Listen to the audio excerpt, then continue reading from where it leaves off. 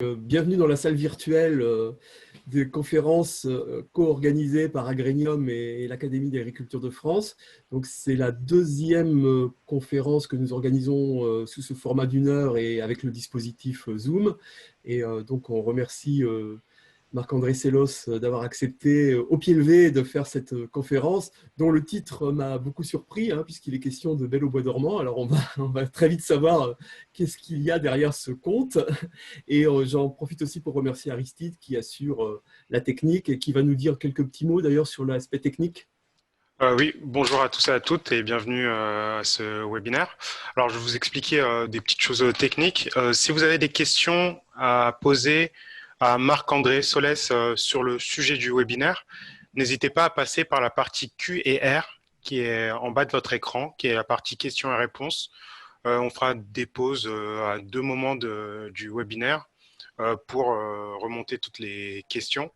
Et si vous avez des questions qui seraient plus techniques, ou que vous souhaitez vous présenter, par exemple, vous pouvez utiliser la partie conversation qui est plus un chat qui se trouve aussi en bas de votre écran.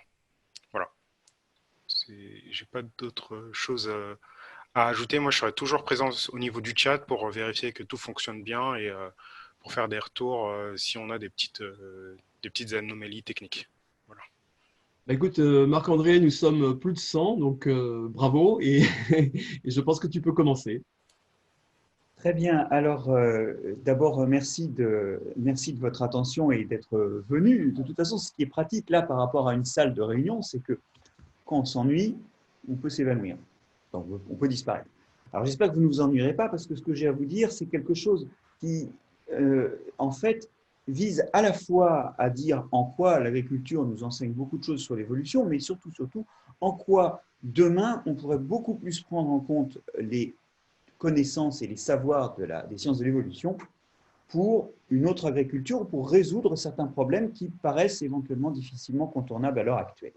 Alors, je vais m'aider de quelques images, mais rassurez-vous, je vais quand même essayer de, des fois, réapparaître avec vous. Et mes collègues me diront si on voit bien en plein écran ces images. Bah, c'est parfait. Merci. Alors donc, en fait, je voudrais d'abord vous dire que, évidemment, l'agriculture est une formidable leçon d'évolution et revenir, mais je ne vais pas faire l'historique de l'évolution, revenir un petit peu sur cette histoire d'évolution. Elle naît principalement en France. Lamarck est évidemment l'un des premiers penseurs de la biologie qui a vu le monde comme étant en évolution. Il lui manquait des mécanismes, c'est sûr, et le fait est que Charles Darwin a fait, de ce point de vue-là, des avancées fondamentales en 1859. Ce qui est intéressant dans l'ouvrage de Darwin, c'est que le premier chapitre est consacré à Variation under Domestication. Il prend en fait inspiration, pour parler de l'évolution, inspiration dans le domaine domestique, en fait, et dans les plantes et les animaux domestiqués. Il trouve des exemples de changements qui sont réalisés sur des pas de temps qui les rendent perceptibles à l'homme, et il en tire en premier lieu des éléments pour soutenir sa théorie. Alors, Darwin va beaucoup s'intéresser à l'évolution des plantes et des animaux sous régime de domestication, puisqu'il reconsacre en 1868 un autre ouvrage à cela. Mais Darwin, il a un problème. Darwin a envisagé la sélection. Le problème, c'est que plus on sélectionne, plus on perd de la diversité, puisqu'on ne retient que ce qui est sélectionné. Et finalement, on finit par ne plus rien avoir à sélectionner. D'où vient la diversité dans laquelle tape la sélection? Alors, ça, c'est quelque chose, je passe les détails, mais on devra à un botaniste néerlandais de trouver un concept, de découvrir quelque chose qui va vraiment nous générer en permanence de la diversité. Je ne sais pas si vous l'avez reconnu, ce botaniste-là. Vous avez intérêt à l'avoir reconnu parce que son nom n'est pas écrit sur la diapo. C'est Hugo de Vries. Hugo de Vries, il travaillait sur les zoonotaires. Et les zoonotaires, son matériel lui a montré que d'une génération à l'autre, il y avait des variations qui pouvaient apparaître et que finalement, il y avait des infidélités dans l'hérédité. Et il va s'opérer une grande convergence dans la théorie de l'évolution qui va permettre petit à petit d'intégrer des données de la génétique des populations et de la génétique tout court dans la théorie de l'évolution qui va transformer l'évolution darwinienne. Une autre chose d'ailleurs qui va transformer l'évolution darwinienne, c'est une petite retouche qui n'est pas qu'un détail. Darwin pensait que les espèces évoluaient en créant de la diversité et qu'une espèce en donnait plusieurs autres. Et il est le père de représentation du monde vivant et de l'évolution sous forme d'arbres où une espèce en donne plusieurs. Bien. Quand on regarde quelque chose comme le maïs, il y a dedans des mitochondries qui permettent la respiration et des chloroplastes qui permettent la photosynthèse, qui portent des signatures dans leur ADN de leur appartenance au monde des bactéries. En fait, les mitochondries sont d'anciennes bactéries, en fait, ce sont toujours des bactéries, mais qui vivent dans les cellules, et les chloroplastes également sont des bactéries photosynthétiques qui vivent dans les cellules. Et finalement, quand vous dites le maïs, c'est le résultat de la fusion de plusieurs espèces. Fusion de plusieurs espèces, c'est-à-dire que des symbioses successives, des intégrations de bactéries successives ont créé l'ancêtre du maïs qui peut respirer et qui peut faire sa photosynthèse grâce à cela. C'est Lynn Margulis, à laquelle on doit dans les années 70 d'avoir poussé dans le champ de la biologie cette théorie, cette partie de l'évolution. Et Lynn Margulis n'aimait pas beaucoup Darwin, dont elle dit dans son ouvrage de 1970 que son travail est anthropomorphique et d'un intérêt limité. Et ce commentaire-là appelle deux remarques. La première, c'est qu'effectivement, on a aujourd'hui dans notre vision de l'évolution plus que ce que Darwin nous a légué. Et puis aussi, il y a un commentaire qui n'est pas tellement en faveur de Lynn Margulis que je voudrais faire, c'est qu'il ne faut pas jeter le bébé avec l'eau du bain. Darwin avait vu une partie de l'histoire, et ce n'est pas parce qu'il n'a pas vu toute l'histoire qu'il faut nécessairement jeter le darwinisme. C'est d'ailleurs ce que font très souvent, ce qu'utilisent très souvent les créationnistes. Mais pour en revenir à ce qui nous intéresse, aujourd'hui, tout le monde est conscient que certaines fois dans l'évolution, des symbioses créent des nouvelles espèces, et c'est pour ça que nous vivons à l'ère du néo-darwinisme. Le néo-darwinisme, en gros, et pour simplifier, nous dit qu'il y a des variations, que ces variations subissent un tri qui donne la biodiversité actuelle. Ces variations sont issues de mutations. Elles sont issues de transferts génétiques, car dans la nature, il arrive que des gènes passent d'une espèce dans l'autre, et aussi de recombinaisons, c'est-à-dire de brassage, notamment à la méiose, qui crée de nouvelles combinaisons. Ces combinaisons subissent un tri par sélection, mais aussi un tri parce que des choses disparaissent par hasard, c'est la dérive génétique. Il y a des choses tout à fait adaptées, mais qui disparaissent par hasard. Je donne souvent à mes étudiants l'exemple de cette grenouille super adaptée, qui traverse la route et qui se fait écraser par une roue de voiture. Ce n'est pas de la sélection, c'est du hasard qui fait ça, et ça fait que cette super adaptation disparaît. Et finalement, le résultat de tout ça, c'est qu'il y a de la biodiversité qui engendre des variations qui seront de nouveau triées, et le cycle sans fin permet un changement sans fin de la biosphère qui nous entoure. Et finalement, la sélection artificielle procède exactement comme la sélection naturelle. Elle a des variations dans lesquelles elle sélectionne ce qui est intéressant. Et finalement, l'évolution sous sélection artificielle suit exactement les mêmes mécanismes que l'évolution dite naturelle. Et de fait, les plantes domestiquées ont subi des changements majeurs. J'aime bien rappeler la différence entre le maïs et la théosinte. La théosinte ressemble à l'ancêtre du maïs, et vous voyez que c'est une plante très ramifiée, avec des épis bisexués, avec des graines entourées d'une coque dure et qui se détachent évidemment de l'épi au moment de la dispersion, alors que chez le maïs, il n'y a plus de protection et les graines ne tombent plus, ce qui est une aberration biologique pour une plante sauvage. Mais le fait que les graines ne soient pas protégées et qu'elles ne tombent plus, en fait, c'est compensé par le fait que c'est l'homme qui protège ces graines et qui disperse au moins celles qu'il n'a pas mangées. Donc on a des changements drastiques des plantes qui nous illustrent de la sélection. Néanmoins, on a l'impression là que l'homme a fait le meilleur de la sélection naturelle. Néanmoins, nos ancêtres ont peut-être un peu trop regardé pousser les épis. La dernière phrase que je viens de prononcer est d'ailleurs une contrepétrie qu'un de mes étudiants m'avait mis au défi de glisser dans cet exposé. C'est fait, et je ne sais pas d'ailleurs quelle contrepétrie c'est parce que je n'ai pas trouvé à la défaire. Bon, ce que je voulais dire par là, c'est que cette sélection que nous avons appliquée, elle pourrait nous donner l'impression que nous avons maîtrisé le processus. Et d'ailleurs, regardez, on a rendu indéhiscentes, donc récoltables, des tas de plantes qui maintenant ne perdent plus leurs graines. Je vous ai mis une poacée, je vous ai mis une légumineuse, je vous ai mis une solanacée, je vous ai mis une astéracée. Bon, eh bien, vous voyez ici des plantes qui ne perdent plus leurs graines, ce qui est complètement aberrant pour une plante qui vivrait toute seule en nature, mais qui est le résultat d'une sélection, la même sélection pour être récoltable, pour que les graines puissent être récoltées, appliquée à plein de plantes.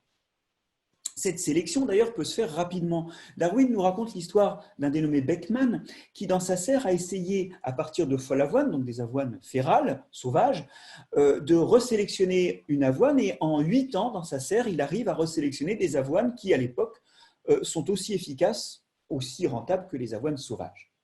Donc, on se dit que vraiment, on peut maîtriser le processus. Sauf que quand on regarde historiquement les choses, on s'aperçoit que la maîtrise, la domestication de l'avoine et des céréales en général a été plus lente. Regardons l'orge archéologique et regardons un petit peu la possibilité qu'on a de distinguer un orge sauvage d'un orge domestique, un blé sauvage d'un blé domestique. Il y a la taille de la graine et puis il y a la loupe d'arrachement à l'axe de l'inflorescence, qui est un arrachement spontané pour l'orge sauvage et un arrachement par battage, donc avec une mutilation plus forte pour l'orge cultivée. Et regardons dans des dépôts archéologiques qui datent entre moins 10 000 et moins 6 500 avant le présent, donc avant 1950, regardons la proportion que l'on retrouve dans ces sites archéologiques en gris de forme de blé sauvage, déhiscent, et puis en noir de forme de blé indéhiscent. Vous voyez qu'en 4000 ans, l'homme n'est pas arrivé à faire ce que Beckman a fait en 8 ans. Et ça nous renvoie à quelque chose de très important. Les raisons sont multiples. La première raison pour cette lenteur de la domestication et de l'acquisition du phénotype domestiqué actuel, alors même que ça pourrait être fait en 8 ans, sont d'abord écologiques. À l'époque, le blé, dans ces sites archéologiques, nous sommes au Moyen-Orient et il y a du blé sauvage autour. Donc, en permanence, vous avez une banque de graines de blé qui se mélange au blé que vous avez semé, et vous avez du pollen de blé sauvage qui arrive se mélanger avec le pollen de votre blé. Donc le processus est ralenti, première chose. Il est ralenti par une introgression des flux de gènes venus du compartiment sauvage. Mais surtout, et j'aimerais qu'on réfléchisse 2 secondes là-dessus, nos ancêtres ignoraient complètement qu'il pouvait y avoir du blé indéhiscent et du blé dont les graines ne tombent pas. Bilan, qu'est-ce qu'ils ont fait pendant des générations et des générations? Ils ont récolté le blé pas mûr avant que les graines ne tombent. Et ainsi, ils n'ont bien sûr jamais favorisé les quelques variants indéhiscents dont les graines ne tombaient pas, qu'on utilise maintenant. Et ça, c'est un truc important qui doit nous remplir d'humilité, puisque c'était l'idée de cette partie. C'est qu'on ne sait pas forcément les phénotypes intéressants qu'on pourrait avoir demain. Mais il y a pire. Il y a qu'au cours de cette domestication, nous sommes passés d'une domestication dans l'ère d'origine qui a sous-échantillonné dans la population sauvage à une diffusion de l'utilisation dans d'autres régions qui ont exporté certaines graines de l'ère d'origine et puis une sélection moderne. Nous avons eu de très forts processus de dérive génétique. Alors, ces processus de dérive génétique, ils commencent dans les processus de sélection massale avec la sélection d'un certain nombre d'individus pour la domestication, puis la sélection d'un certain nombre d'individus pour diffuser l'agriculture vers d'autres régions, et ils culminent par la sélection moderne, où on a de la sélection variétale très forte, qui va arriver à des semences quasi clonales. Alors, cette histoire-là, elle aboutit à une régression de la diversité. D'abord, la diversité génétique neutre. Les choses qui ne codent pour rien vont être les locus où il y a de la diversité génétique qui ne code pour rien d'intéressant vont être de plus en plus restreints. Regardons les blés durs, par exemple. Quand on regarde les blés durs sauvages, les blés durs domestiqués dans la région d'origine, les blés durs diffusés, alors on appelle ça souvent le Triticum durum, les variétés de pays, et puis les semences élites, donc ces 3 étapes de domestication, de diffusion de l'agriculture et de sélection moderne, on voit que quand on regarde des diversités sur 15 locus microsatellites, on a un écroulement de cette diversité et qu'on a des effectifs efficaces, en gros un nombre de fondateurs à l'origine qui passe d'une trentaine de milliers d'individus pour les populations de blé dur sauvages à quelques centaines d'individus pour les lignées domestiques. Donc ça, c'est attendu parce qu'il y a de la perte par hasard et puis il y a de la sélection et que donc on réduit la diversité. Ce qui est peut-être moins attendu, c'est qu'une partie de cette régression de diversité touche des locus d'intérêt. C'est-à-dire qu'on perd des choses dont on n'était pas conscient qu'ils étaient intéressants ou dont on n'a pas vu qu'ils étaient intéressants. Et il y a un exemple majeur récent qui est la résistance du maïs à la chrysomèle, qui est un stade racinaire qui fait de gros dégâts. Et on a dans les populations de maïs sauvage, alors c'est la théosinte, hein, c'est les populations sauvages, on a des capacités à émettre lors de l'attaque des bêta-cariophyllènes. Ce bêta-cariophyllène, il a cet intérêt qu'il attire des prédateurs des nématodes, qui sont des prédateurs de la chrysomèle. Et donc, en fait, les racines de maïs sauvage attaquées attirent les ennemis de leurs ennemis et s'en tirent beaucoup mieux que les domestiqués. Alors, une fois qu'on a pris conscience de ça, on réintroduit aujourd'hui ces gènes-là, et il y a un gros processus qu'on appelle la néodomestication qui va rechercher dans le compartiment sauvage des gènes d'intérêt qu'on avait perdus par dérive, parce qu'on ne les avait pas sélectionnés ou parce qu'ils avaient disparu par hasard. Et ce processus de dérive, il nous interpelle, parce qu'aujourd'hui, nous avons des idées de stockage des réserves génétiques qui ne gèrent pas du tout la dérive. On a beau entasser dans des réserves de semences plein de représentants de plein de lignées, on est encore loin d'avoir vraiment une gestion raisonnée de tout ce qu'on a perdu par hasard. Et dans ce qui sert à rien, on va se dire qu'on s'en fiche, mais par contre, dans ce qui sert à quelque chose, on ne sait pas encore que ça peut servir à quelque chose et on le perd.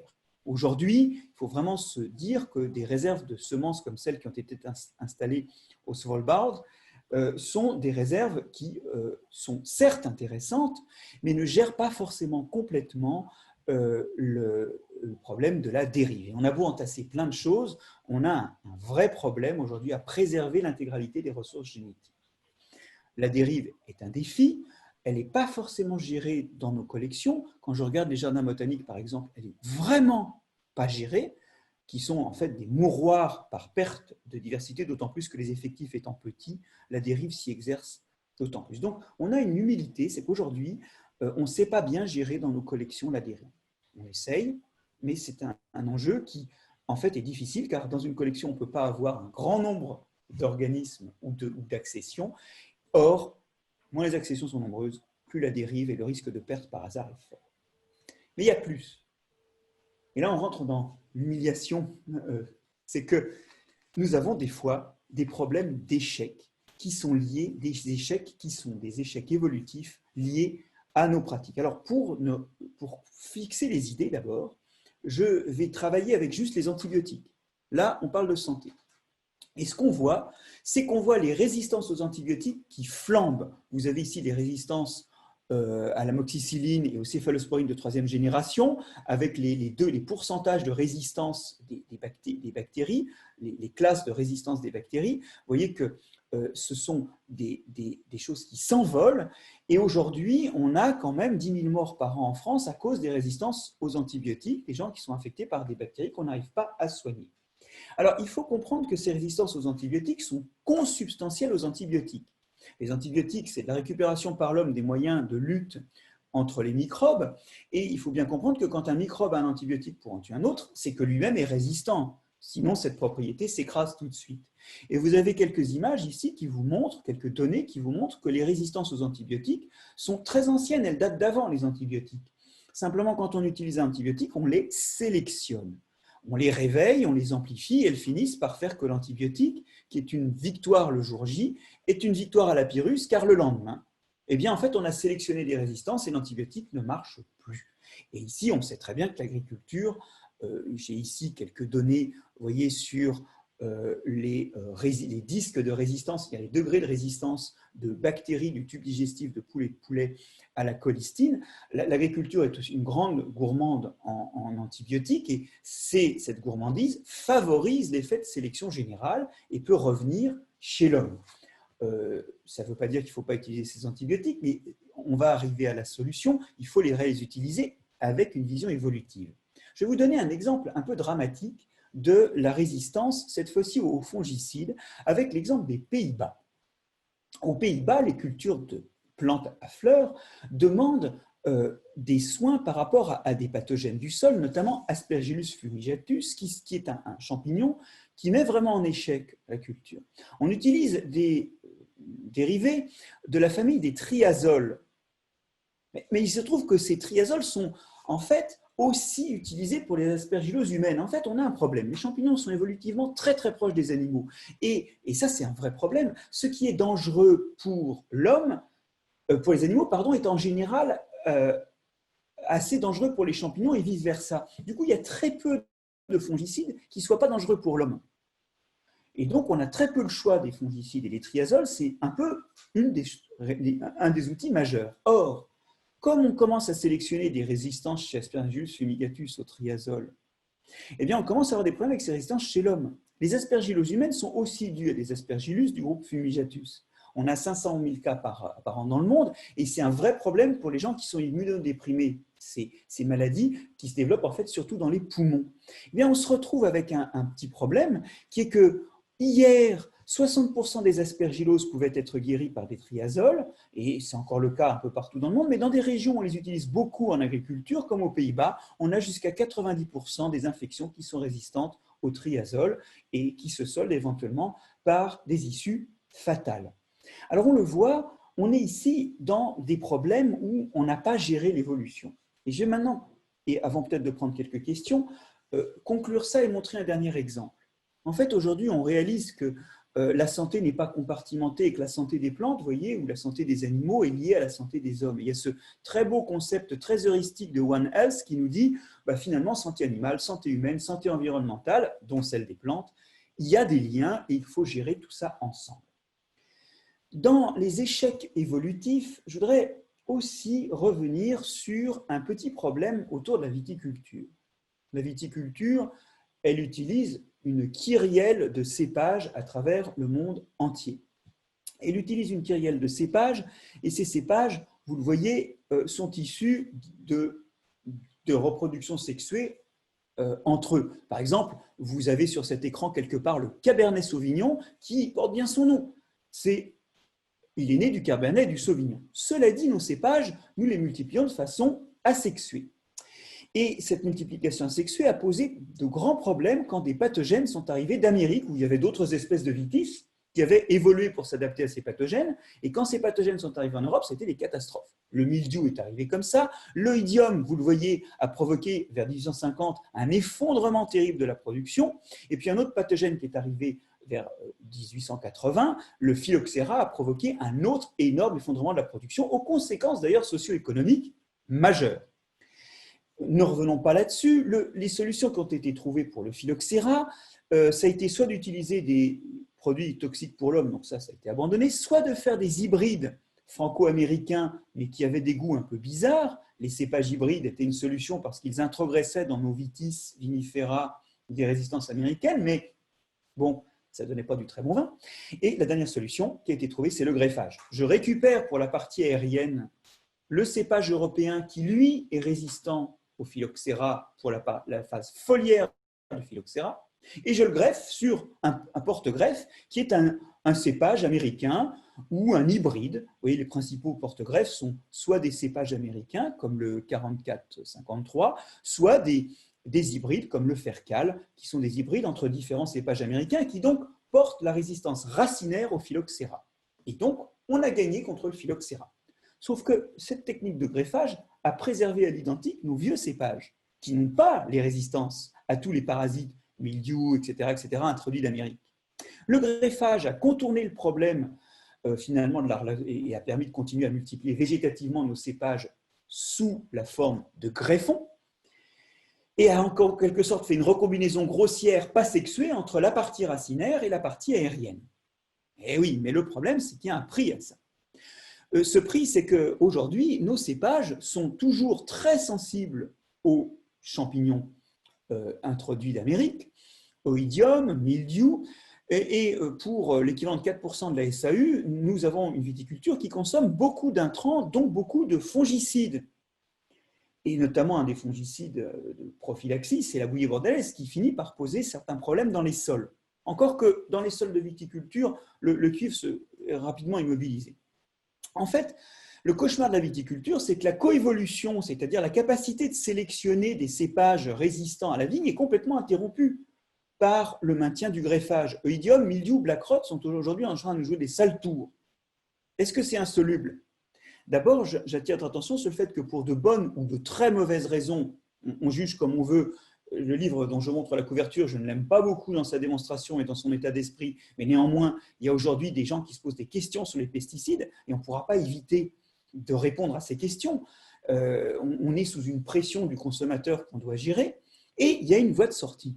Parce que le reste de l'Europe a continué à travailler sur les cépages hybrides. Et ces fameux cépages hybrides qu'on a interdits parce que la première génération n'était vraiment pas bonne pour faire du vin, eh bien aujourd'hui, il y a des gens qui ont sélectionné, notamment en Suisse, notamment en Allemagne, des cépages qui commencent à faire des vins assez corrects, voire très corrects. Peut-être pas des très grands crus, mais de toute façon, ils ne sont pas souvent très bien vinifiés, c'est un peu le problème. Des cépages comme l'Hibernal ou le Solaris, qui sont couramment utilisés en Allemagne du Nord, ou qui font des vins pas mal, je dois dire, dans le sud de la Pologne. Aujourd'hui, on est en train d'introduire au catalogue un certain nombre de cépages hybrides. Bon, ils ne sont pas forcément techniquement parfaits pour faire du vin, mais regardez, ils ont des résistances. Pour Artaban, par exemple, il y a 4 cépages hybrides qui viennent d'être introduits au catalogue. Et là, on reprend la course coévolutive parce qu'on est capable d'avoir dans ces cépages hybrides les bons caractères au niveau de la viticulture, mais aussi, regardez, pour Artaban, des résistances au mildiou et à l'oïdium. Et ça fait que, en fait, ces cépages-là permettent d'utiliser beaucoup moins d'intrants. J'ai quelques chiffres, mais dans le détail, vous voyez qu'on est sur 2-3 fois moins de fongicides en moyenne. On a retrouvé les effets de la reproduction sexuée, la capacité de coévoluer avec les prédateurs. Et ça, vous voyez qu'il y a une sortie ici, qui est une sortie évolutive. Ça veut dire aussi que le nombre de traitements que l'on va infliger aux viticulteurs, parce que ça prend quand même du temps, il est beaucoup plus réduit. Je prends ici quelques résultats d'un projet Interreg Sudo. Donc, vous voyez qu'on réduit le nombre d'interventions. Et quelque part, ça soulage économiquement et écologiquement, finalement, la gestion de la viticulture. Mais on est aujourd'hui assez prisonnier de ces cépages, un peu figés d'ailleurs aussi par les AOC, et on a cessé d'évoluer alors même que ces cépages étaient issus de reproduction sexuée et étaient le produit d'une évolution perpétuelle.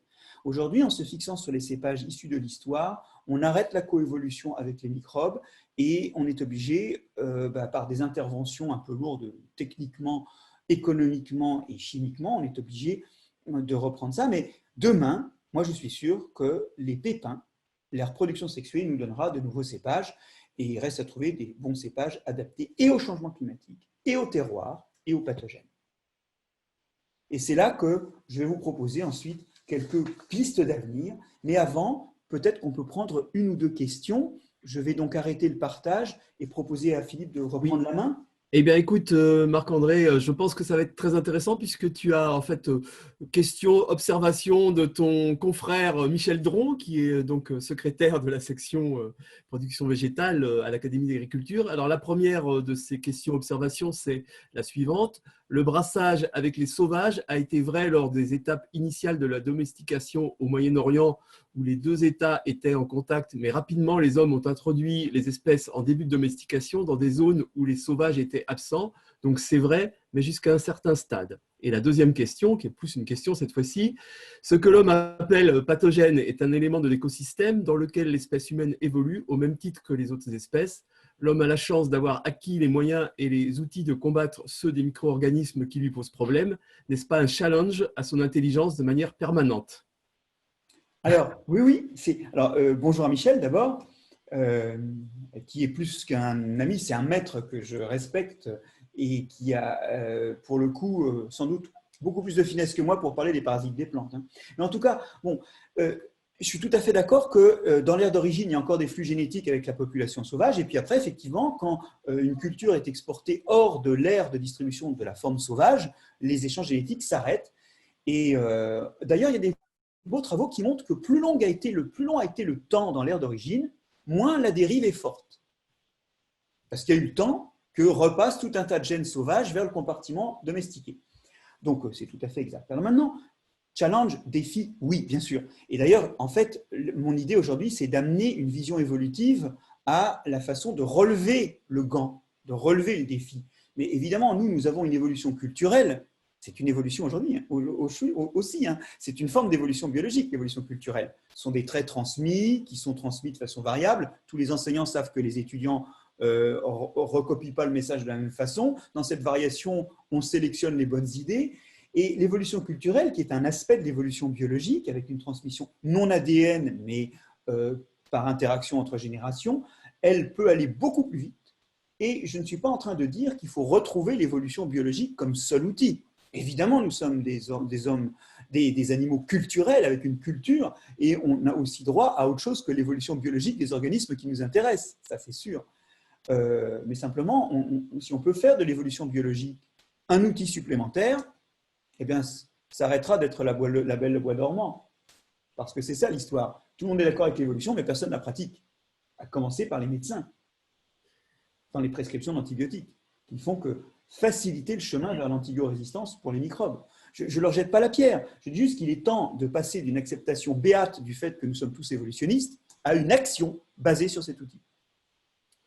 Alors, on a un monsieur Charmetan qui te pose une question très brève, mais assez, assez pertinente. Comment gère-t-on les cépages innovants avec les AOC?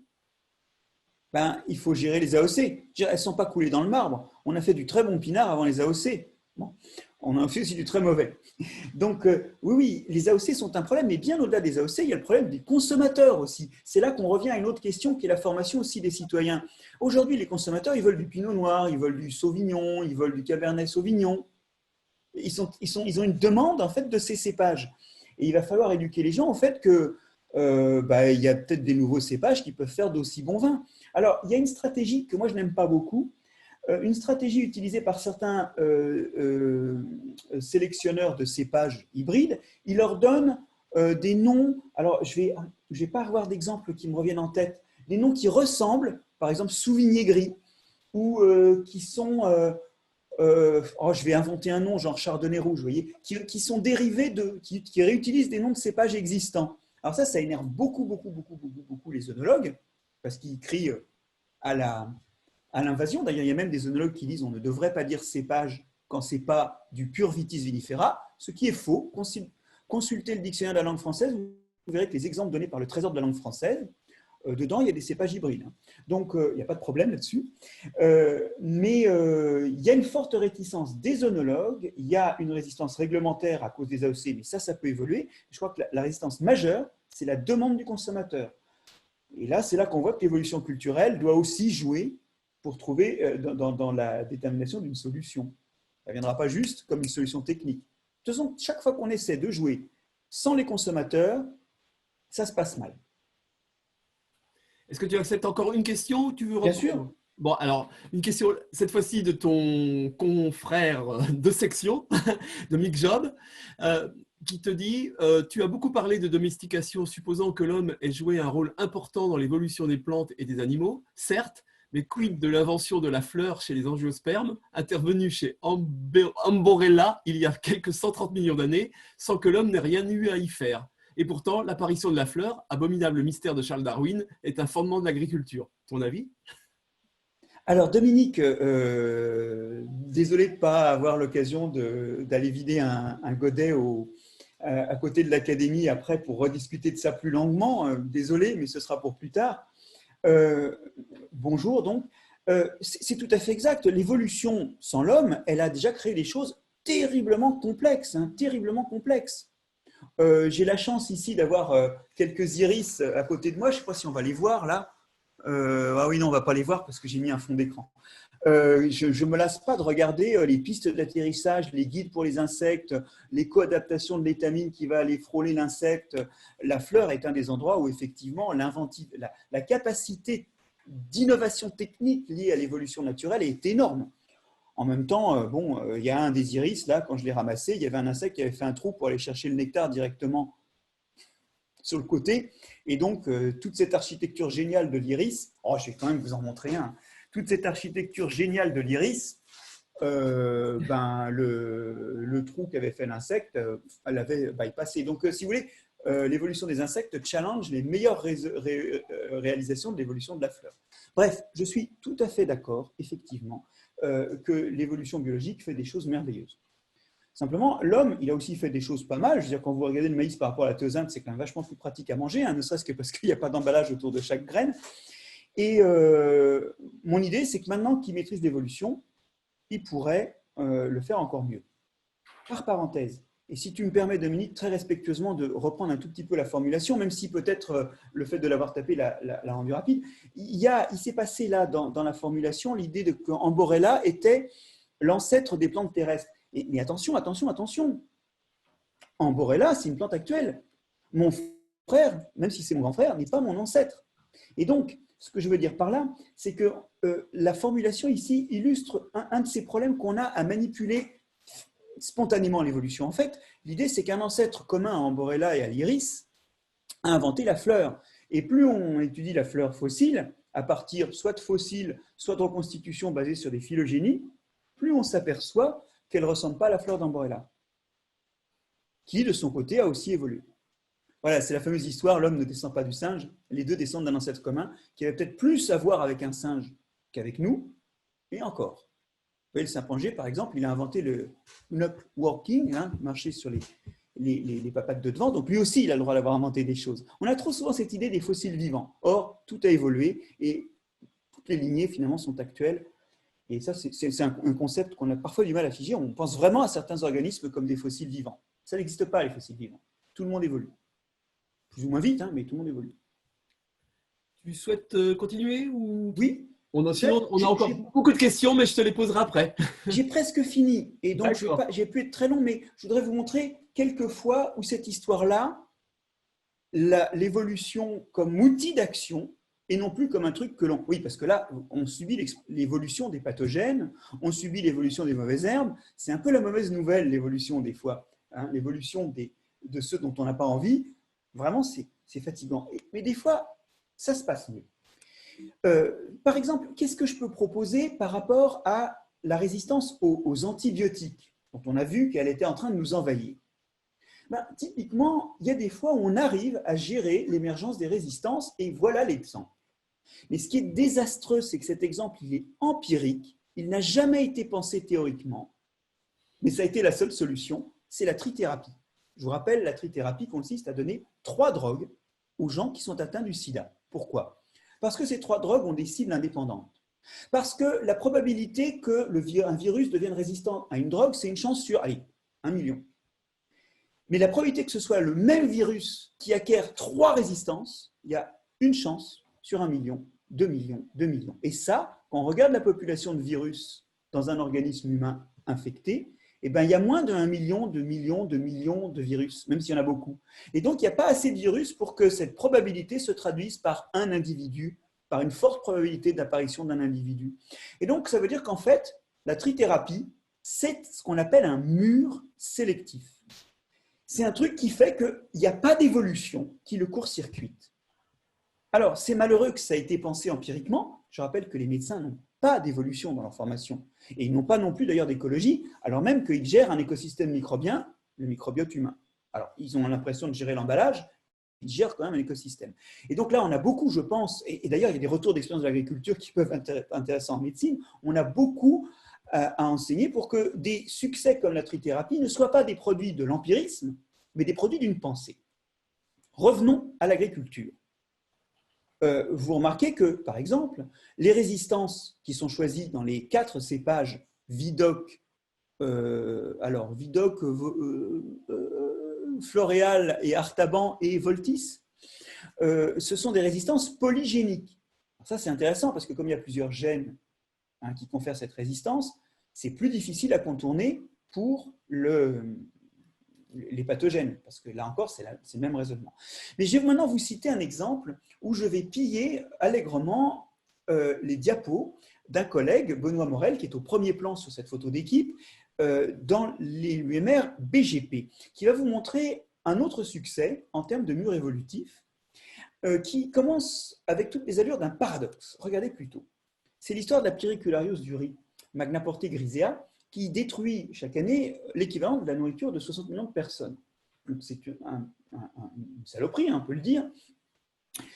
Et leurs études ont porté sur une région de Chine, le Huangyang, qui est la zone d'origine du pathogène. Donc c'est là où il y a le maximum de diversité génétique du pathogène. Et dans cette région, on a des plantations qui mélangent Oryza japonica et Oryza indica, donc le riz japonais et le riz indien, qui sont les 2 grandes espèces domestiquées de riz.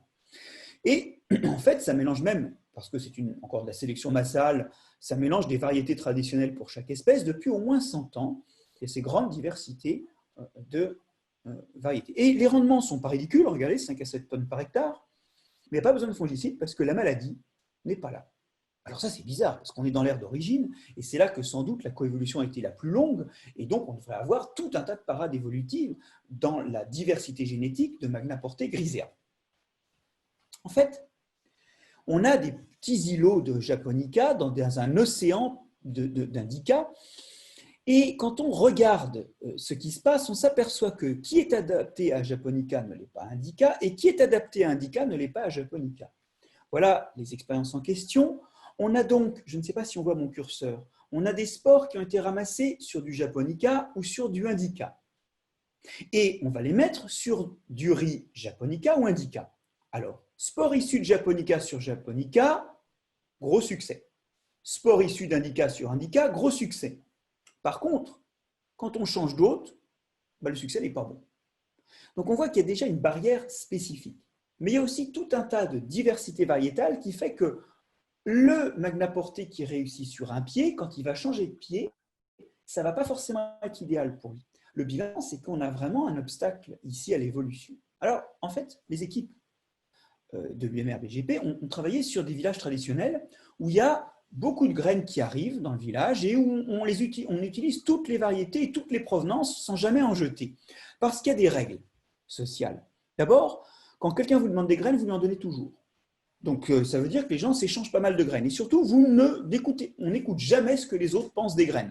Donc, on n'est pas victime des préjugés. Quand quelqu'un vous donne des graines, il ne dit pas « Ah, bah, plante ça à la place de ce que tu as, ça marche super bien. » Non, il vous donne les graines et chacun se démerde à planter toutes ses graines. Et on peut comparer ça à des villages où, sous l'influence de Pékin, on a commencé à essayer de planter des lignées élites. Donc, on a les deux types de villages. Et dans ces deux types de villages, ils ont planté deux variétés de riz, AQC et Yongyang. Alors, ces deux variétés de riz, vous voyez, on va regarder les dégâts, et on va regarder les dégâts face à Magnaporte oryzae, un Uromyces virens et un autre pathogène dont j'ai bien peur de ne pas me souvenir le nom latin, mais qui n'a pas l'air très, très sympa non plus. Je me demande, quelqu'un a peut-être trouvé la réponse à ça d'ailleurs, le nom de genre de ce B oryzae là. Bref, c'est une autre cochonnerie qui ennuierait. Et vous voyez que dans les zones où il y a une hétérogénéité spécifique et génétique, vous avez finalement vos variétés test, elles ne sont pas très malades, elles sont beaucoup plus malades dans la zone où il y a une homogénéité. Et ici, on voit que la biodiversité est un outil qui peut permettre de créer des paysages hétérogènes dans lesquels la sélection des pathogènes résistants est abolie ou ralentie.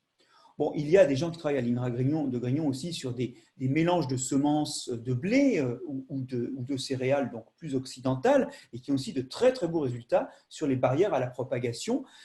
Mais c'est souvent vu comme des barrières à la propagation démographique dans la parcelle. Et ce qui est vraiment un enjeu pour l'avenir, c'est de penser évolution. Et de penser évolution et d'en faire vraiment un outil. Par exemple, utiliser les deux mêmes antibiotiques pendant une année en médecine et puis changer d'antibiotique l'année suivante. Par exemple, matraquer avec un pesticide donné une année et puis on change de pesticide. Et voire même, pendant quelques temps, on n'a plus de problème parce que ce pesticide, il sera nouveau pour les microbes. Donc, vous voyez, des organisations au niveau du paysage de ce que l'on sème et des traitements peuvent aboutir à rendre difficile l'évolution. Et pas simplement la démographie, mais bel et bien rendre impossible l'émergence de quelque chose qui soit adapté le lendemain.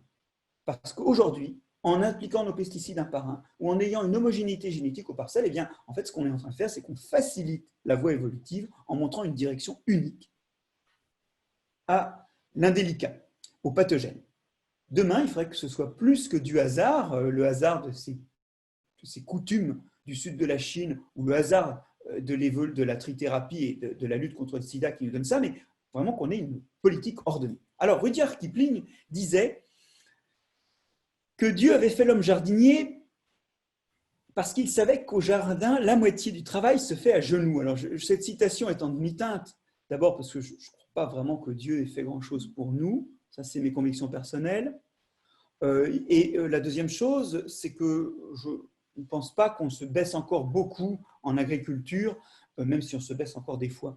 Non, je rebondis sur cette blague-là. Moi, à mon avis, si quelque chose a fait que l'homme est jardinier, c'est pour lui montrer des exemples de l'évolution et l'importance de l'évolution. Il l'a en partie compris et maîtrisé, on a vu avec la sélection, mais il reste encore beaucoup à faire pour que réellement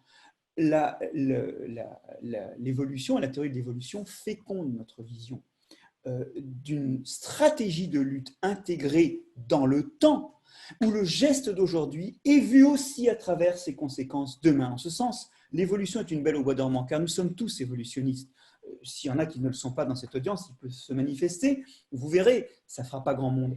Le problème, c'est que c'est une belle au bois dormant, car elle est pour l'instant acceptée, mais pas vraiment gérée comme outil de lutte.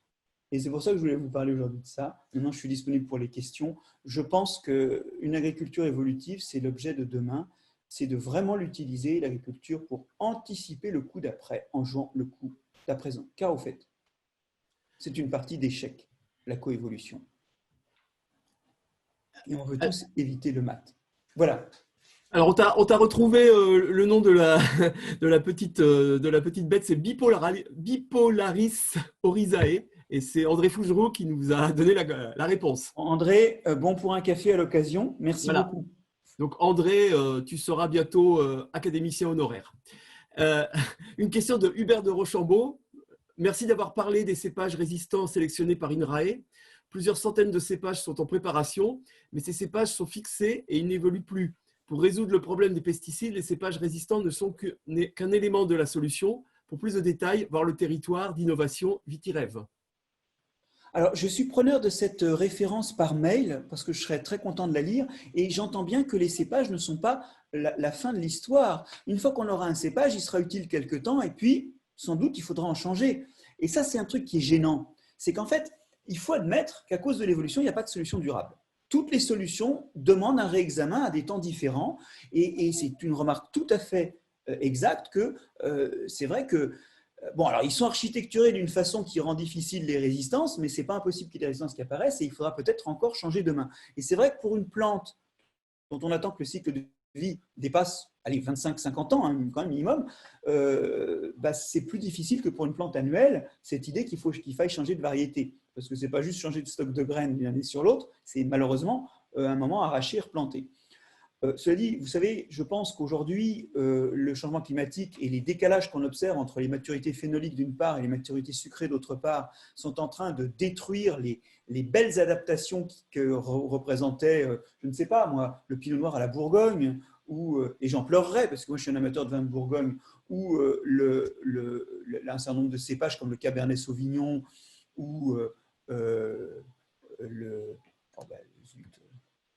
bref, enfin, donc il y a des très belles adaptations aussi en bordelais, hein, mais je pense que le changement climatique est en train de les détruire. Et c'est l'occasion de trouver de nouveaux cépages qui répondent à la fois aux conditions physico-chimiques du milieu et au changement climatique, bien sûr, mais aussi au passage aux résistances. C'est le petit verre d'eau dont je voulais parler, qui fait des merveilles avec sa maturation tardive, il fait des merveilles à l'ouest du vignoble bordelais. Bon.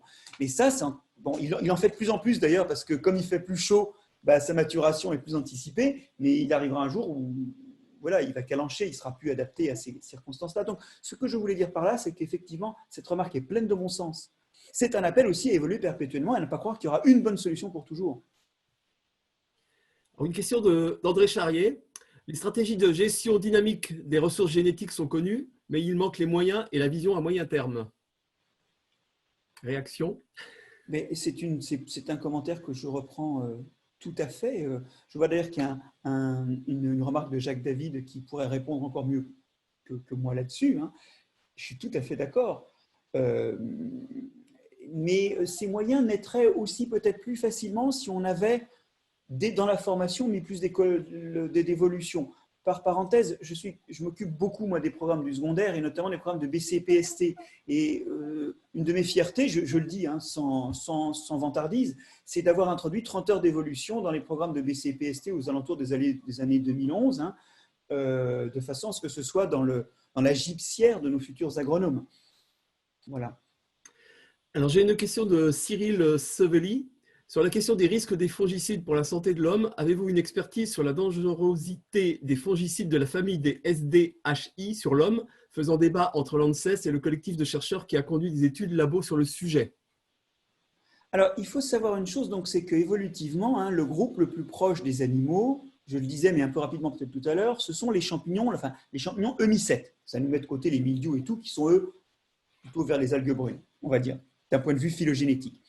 Donc, nous sommes très proches des champignons et ce qui les touche nous touche souvent. D'autant que par rapport aux champignons, même si vous et moi, on ne ressemble pas à des champignons, d'accord, on a quand même, en termes de métabolisme, on n'a pas vraiment changé depuis l'ancêtre commun. On est tous des hétérotrophes. C'est plus facile d'avoir quelque chose qui bousille un chloroplaste et la photosynthèse chez une plante que quelque chose qui va toucher les mitochondries du champignon sans toucher les mitochondries de l'homme. Et les inhibiteurs des succinates déshydrogénases, les SDHI, sont l'objet d'une grosse controverse parce qu'il semblerait bien qu'effectivement, il ne soit pas très bon pour les mitochondries humaines. Alors moi, je ne suis pas un spécialiste de ça. Je trouve juste que les gens qui ont soulevé ce lapin ne sont pas, pour en connaître quelques-uns, ce n'est pas des terroristes et des chieurs, c'est des gens qui, en toute sincérité, voient un problème émerger. Je ne vais pas, moi, me permettre de juger ce problème, mais je pense qu'il mérite analyse. Et en fait, il souligne notre grande vulnérabilité. Vous savez, les champignons sont des adversaires qui… Il y avait un très bel article d'ailleurs dans Nature qui appuyait sur le fait qu'en médecine et en agriculture, les champignons allaient probablement être un des problèmes ou le problème majeur dans les temps qui viennent. Ils sont assez proches de nous. Alors, vous me direz, les insectes aussi, encore plus. Mais c'est difficile de trouver des cibles différentielles. Donc, je ne me prononce pas sur les SDHI, mais personnellement, je pense qu'il serait bien de faire un inventaire beaucoup plus fin que ce qui a été fait avant de dire que finalement, ce n'était pas grave. Je suis très sensible aux arguments que j'ai entendus, mais je ne sais pas juger du vrai et du faux. Alors, une question que j'ai récupérée, heureusement, sur le chat, alors qu'on avait dit d'envoyer des questions sur le question-réponse. Une question de Jacques David qui nous dit « Bonjour Marc-André, faut-il mobiliser les biotechnologies pour remonter le niveau de diversité génétique des plantes cultivées, par exemple en utilisant CRISPR, pour faire passer les séries alléliques complètes de plantes sauvages vers les plantes élites sans s'enquiquiner avec la recombinaison et la reproduction sexuée ?» Alors oui, bon, je veux bien admettre que la reproduction sexuée soit enquiquinante. Je laisse à Jacques toute la responsabilité de ses propos. Et sur cette mauvaise blague, le fond de l'histoire. Ce que souligne Jacques, c'est que souvent, on a besoin de plusieurs traits ensemble. Et que réunir ces traits dans le même individu ou dans la même population par reproduction sexuée, c'est un peu long. Alors c'est un peu long, surtout, Jacques, si c'est une plante à cycle long. Genre la vigne, par exemple. Là, je suis d'accord. Et on tombe dans le problème CRISPR. Alors, ou méthode OGM d'une façon générale, sachant que je suis bien conscient qu'il y a une discussion pour savoir si on admet ou non que ce qui a été touché par CRISPR est un OGM ou pas. Mais de toute façon, il s'agit de manipulation génétique qui pose effectivement un problème. Alors, quel problème? D'abord, j'aimerais bien indiquer ma position par rapport au transfert génétique. Je ne suis ni pour ni contre. Parce que c'est un petit peu comme si vous me demandiez si j'étais pour ou contre le couteau ou pour ou contre l'ascenseur. Il y a des morts dans les ascenseurs tous les ans en France. La question n'est pas là. La question, c'est quel usage on en fait. D'ailleurs, c'est quelque chose qui est apparu aussi dans la discussion autour du Covid et des applications Stop Covid qu'on a eues dans notre section.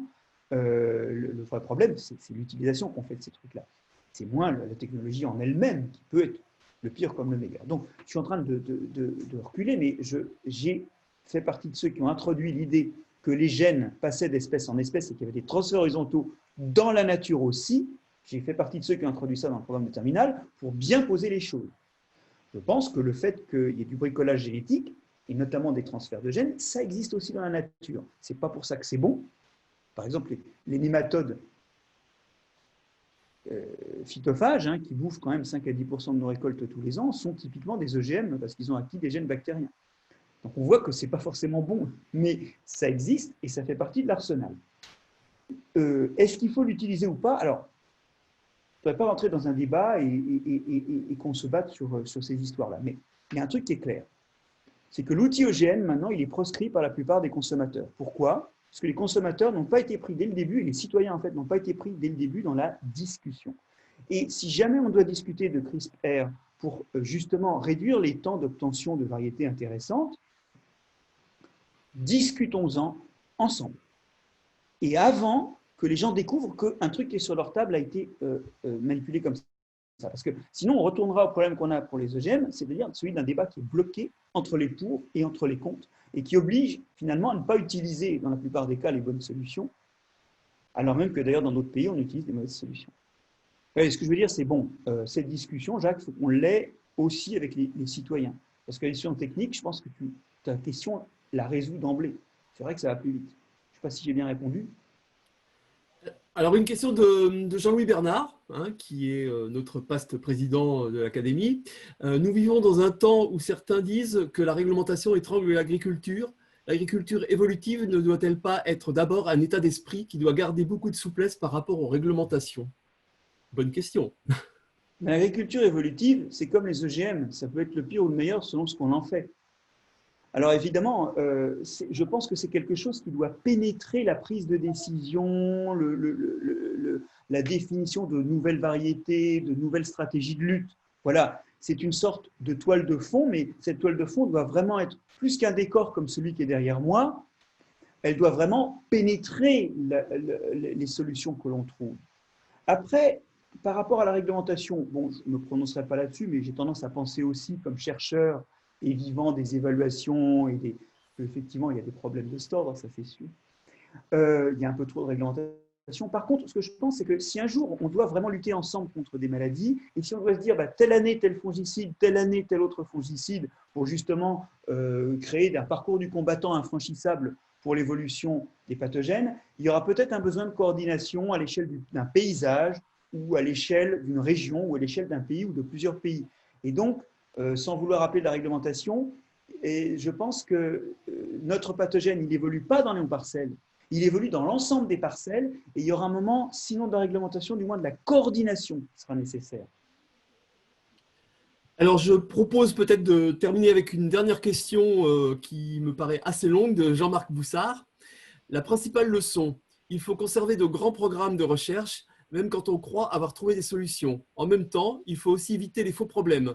Tout le monde s'arrache les yeux à propos du glyphosate qui serait toxique. Mais de toute façon, il faudra bientôt s'en passer parce que son usage répété va créer des résistances. La solution serait plutôt à chercher du côté des petits robots intelligents capables de détruire les adventices en courant dans les rangs. Cela pourrait-il être classé comme une innovation évolutionniste? Bonne question. Alors, non, mais alors, bon, très bien. C'est une super question pour terminer. J'ai écrit une petite… enfin non, je l'ai écrit, mais en réalité, ça passe pour une interview. J'ai passé une petite interview dans Télérama sur la reine rouge et la coévolution, où je dis pas autre chose. On peut évoluer aujourd'hui, non seulement biologiquement, mais on peut évoluer avec notre évolution culturelle. Et donc, le coup des petits robots qui courent, c'est un exemple de ça. Alors, le problème de ces petits robots qui courent dans les parcelles, c'est leur coût qui peut être prohibitif pour certaines cultures, et puis aussi, c'est leur coût CO2, parce qu'ils vont encore nous bouffer de l'énergie. Et on a ce vieux problème là avec l'effet de serre et la production et notre surconsommation, notre addiction à la consommation d'énergie. Du coup, moi, je préférerais éventuellement semer, je vais proposer quelque chose d'un peu bizarre, hein, je voudrais semer les mauvaises herbes moi-même. C'est-à-dire que je sais qu'en interrang, entre deux rangs de blé ou entre deux rangs de vignes, il va y avoir de la mauvaise herbe. Bon, eh ben, je vais semer de la bonne herbe. C'est-à-dire un truc qui occupe l'espace et qui limite la compétition avec les racines ou avec les feuilles. C'est-à-dire un truc qui fixe de l'azote et qui ne va pas m'empêcher techniquement de récolter ce que j'ai envie de récolter. Moi, j'aimerais bien jouer avec plutôt des choses comme ça, qui finalement sont des jeux écologiques et peut-être moins des jeux technologiques, parce que la technologie, elle nous fait du CO2. Mais cela dit, dans les deux cas, et là je rejoins vraiment cette idée, ouais, on a des moyens de lutte différents, effectivement. Et en plus, pour revenir sur le glyphosate, on aura eu tous les mots-clés pour se battre, mais on va pas en parler, donc on ne va pas en parler, hein, c'est comme pour l'affaire Dreyfus, nous n'en parlerons pas. Mais pour le glyphosate, de toute façon, il y a une telle pression sociétale qu'elle soit bonne ou mauvaise, de toute façon, à un moment, on est obligé de suivre. Et je terminerai sur cette idée, effectivement, c'est avec la recherche qu'on peut répondre demain aux pressions sociétales, aux pressions environnementales, et la recherche, c'est ce qu'on a de mieux pour évoluer, ou pour faire évoluer. Et donc, quelque part, derrière cet appel à une agriculture évolutive, et donc en perpétuel questionnement, l'outil, c'est bel et bien la recherche. Cette question soulignait très joliment le point d'orgue, la recherche, il faut y croire. Écoute, Marc-André, je pense qu'on peut te remercier de la part des 130 personnes qui ont participé à ta conférence dans notre salle virtuelle, te remercier au nom de l'Académie, te remercier au nom d'Agrenium, mais je laisserai dire un petit mot à Aristide. Et Pour démontrer qu'à l'Académie, nous ne sommes ni tristes ni ennuyeux, je voudrais terminer par un trait d'humour qu'il t'est envoyé par ton collègue Michel Dron.